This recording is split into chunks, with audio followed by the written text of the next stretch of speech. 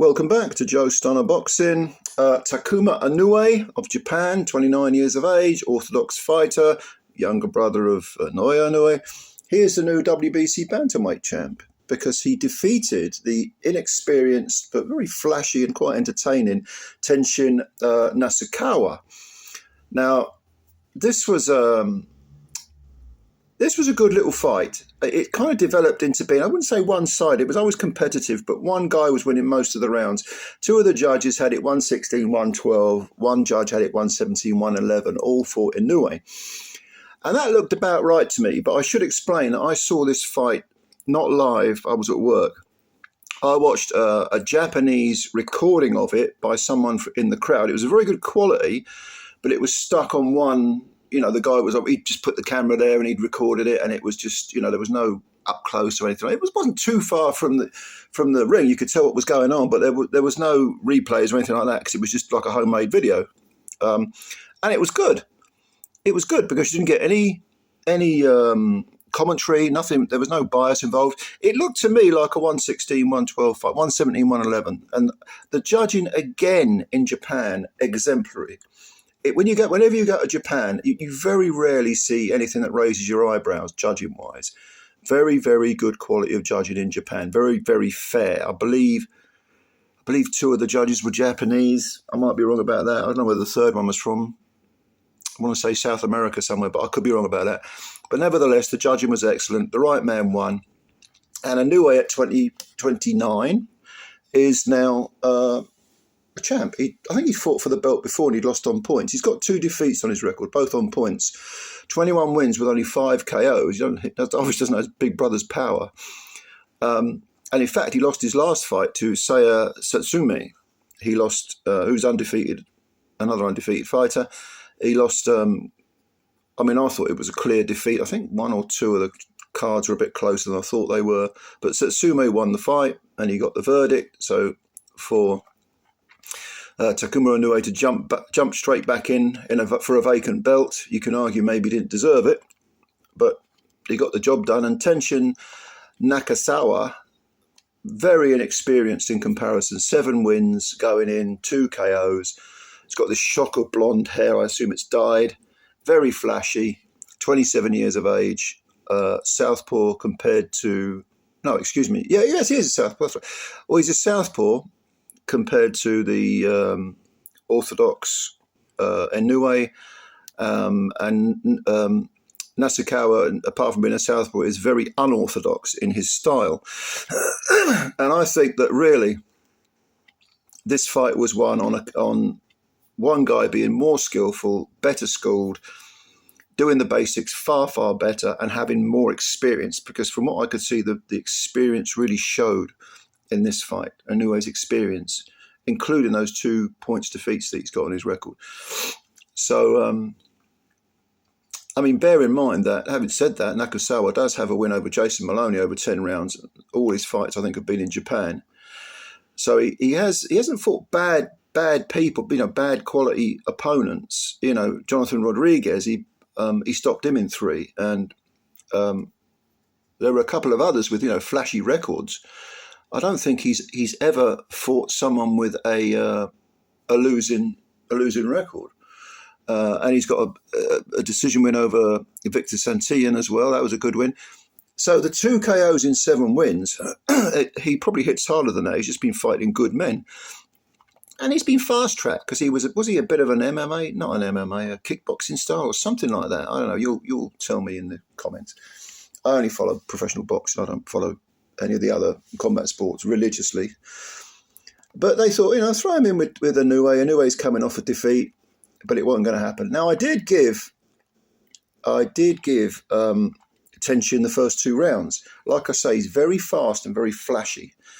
And he landed a southpaw left on Inoue that definitely had not an effect in the sense that it buzzed him much, but it was a clean punch. It looked to me like Tenshin fires hard single punches, and he looks to fire hard single punches. When it comes to firing salvos or combinations, there ain't a lot there really. And that, of course, is down to technique and how well you've been schooled in the art. For Inoue, he is even though he lost, I thought he lost the first 2 rounds, he settled in, and unlike Big Brother, who's brilliant at just about everything, Inoue, I wouldn't say is brilliant at anything, but I'll tell you what, he's also not bad at anything. He does everything well. He has that well-rounded sort of the sort of well-rounded boxer, as opposed to boxer puncher or pure puncher technique. I always think of Mike McCallum when I think of fighters that fall into that category. And kind of like McCallum, Inoue he doesn't have the fastest of feet, but he cuts the ring off very well, if you know what I mean. He was able to, once he found a bit of rhythm and Tenshin had used up a bit of huff and puff, Inoue was able to start chopping the size of the ring down a little bit and getting closer. I mean, the 3rd round, you thought, he's getting closer to Tenshin now. And of course, it's a 12-round fight. So he's got a lot of time to get his work done. Tenshin had been 10 rounds 3 times before, never done the 12.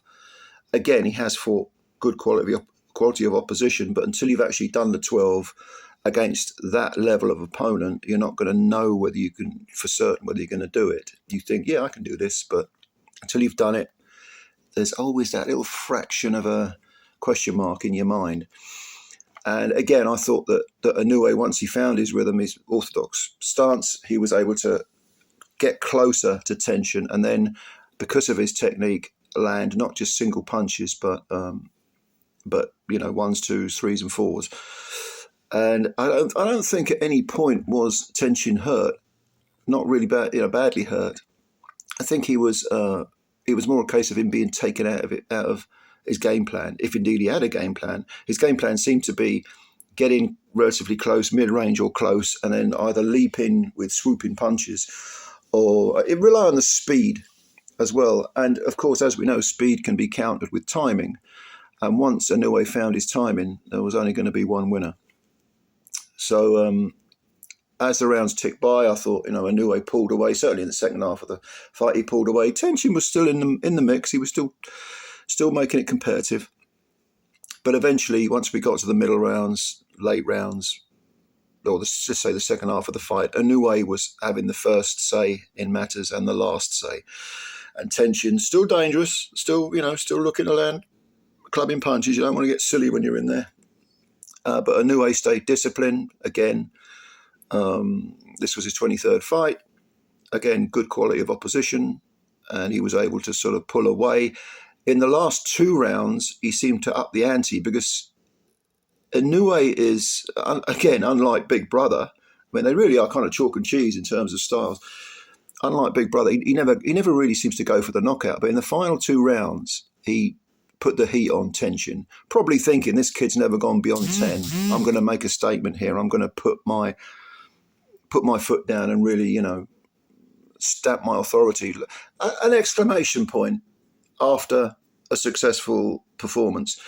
And he landed a couple of really excellent uppercuts on Tenshin, which, because there was no commentary, I could hear the crowd, cheering for their, the Japanese are renowned for, being very sort of respectful. This crowd were going mental. I mean, Japanese boxing is absolutely, burning the place up in the lower weights. If you're not paying attention to Japanese boxing, it's fantastic. And it was reflected in the crowd's reaction. And Inoue, when he landed those uppercuts, the crowd were, hey. Tenshin had his fans, don't get me wrong, but the crowd were loving it, as well they should. And then in the final round, I thought Inoue again turned the screws and just sort of rubber stamped the performance, which was clearly a victorious one. So well done to Takuma Inoue, another world title belt for the family. But don't get me wrong, Tenshin Nasukawa at 27, he can come again. This is only his 8th fight. And I repeat, because this is important, if you lose a fight to that quality of opposition and you still show something, even though you might have been outclassed, you've got something to work with. And again, the quality of his previous opponents was such that it was worth rolling the dice. It was worth the gamble. He lasted the distance for a reason, not just because Inoue is a relatively light puncher, but you know, he'd prepared for a 12-round fight and he was able to get through it. And he can come again, no doubt about it. I mean, again, Japanese boxing is just absolutely on fire, burning the place up. So I don't know if you saw this fight. Maybe you saw it live. I didn't. But let me know what you think. I wouldn't say that Takuma Inoue is an elite fighter, but he is very, very good at everything. And yes, okay, I mean, he did in his previous fight lose to Tsutsumi, but that doesn't actually matter. He's learned. He seems to have learned from his 2 defeats, and now he is a champion. Expect him to hang on to that belt for 2 or 3 defenses at least. And he's also got, I mean, he's got wins over Jerwin Ancajas is the guy's name, isn't it? Jerwin Ancajas. Who's the other one? Liborio Solis. He's defeated him. I think he stopped Ancajas. It's one of his rare stoppages, whereas the Solis fight was a distance fight. So again, you know, prepare yourself. Fight good men. Inoue, actually, his other defeat was to Nordin Ubali, who was he French Algerian, I think he might be, who would end up losing his title to Nonito Donaire. But it's all a learning process. Anyway, look, let me know what you think about this fight if you watched it. Give me your opinions, and give me your opinions on Japanese boxing as well, because I think it's an absolute, you know, it's like Willy Wonka's chocolate factory. You go there and you're like, sport for choice. Brilliant stuff. Comments below. Thanks for watching the video. If you liked it, please subscribe to the channel and hit the like button, and I'll spread the word about Joe Stunner Boxing. Thank you very much, ladies and gentlemen. I will catch you later. Bye for now.